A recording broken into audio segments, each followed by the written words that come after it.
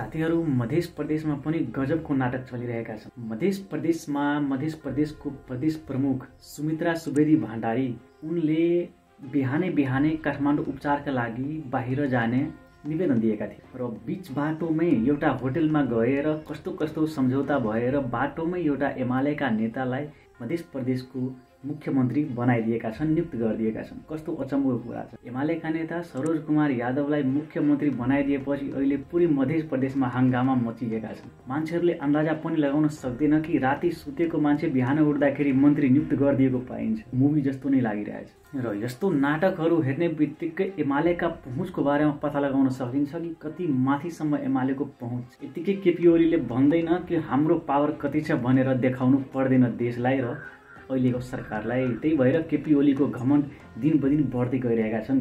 आज मध्य प्रदेशमा भएको मुख्यमन्त्रीको नियुक्तिले धेरै कुराहरू मान्छेहरूलाई सिकाएका छन् कि एमालेका पहुँच कति माथिसम्म छ अन्दाजा पनि लगाउन सकिँदैन। एउटा प्रदेश प्रमुखको यस्तो व्यवहारलाई तपाईले कुन रूपमा लिनुहुन्छ कमेन्टमा भन्नुहोला।